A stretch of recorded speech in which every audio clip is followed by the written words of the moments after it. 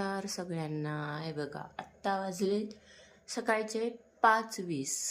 हे बघा 5:30ला सुरू केलेली पूजा ही आत्ता 7 वाजले. 7 कधी वाजले हे कळलंच नाही.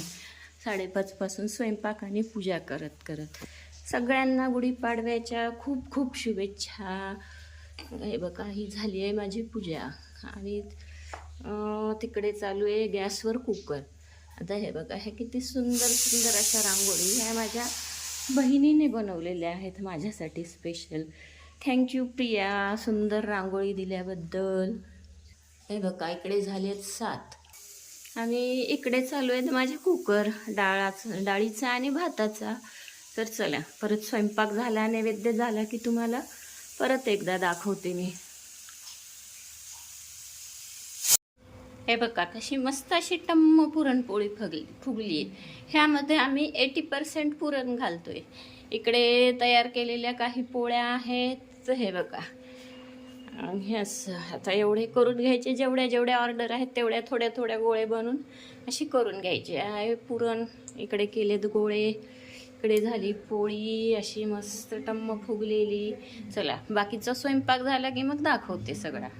हे बघा इकडे आहेत भजे आणि हा आहे सगळा स्वयंपाक. जे अर्जंट होत आहे त्यांची ऑर्डर मी कंप्लीट केल्या बनवत आणि आता हे आपलं निवांत चालू आहे. ज्यांना 12च्या नंतर द्यायच्या त्यांच्या ऑर्डर चालू आहेत. आता हा व्हिडिओ बघून माझी आई मला कॉल करणार, रागावणार.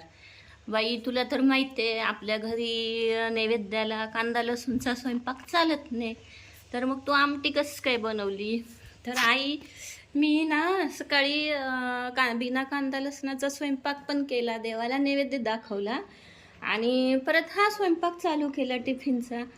तर चला सगळ्यांना बघा हे आहे वडे भज्जे. गाईंना दिले, आता जेवढे लागतात तेवढे मी परत बनवून घेतले, जेवढे ऑर्डर राहिल्यात त्यांच्यासाठी. हा आहे बटाटा आणि भात. ह्या पुरणपोळ्या आता सध्या आधीच्या तर देऊन झाल्या, आता ह्या 30 पोळ्या राहिल्यात द्यायच्या. इकडे कुरडी पापड. ही आहे आमटी. बघा आज आली की नाही तर्री माझ्या आमटीवर, कलर दिसतोय की नाही छान. आणि ह्या आहेत साध्या पोळ्या. तर असा होता आज पाडवा स्पेशल मेनू. चला बाय सगळ्यांना, धन्यवाद. परत एकदा पाडव्याच्या खूप खूप शुभेच्छा सगळ्यांना. हे बघा हे असे चाललेत आजचे पार्सल, स्पेशल पुरणपोळीचे हे पार्सल आहेत.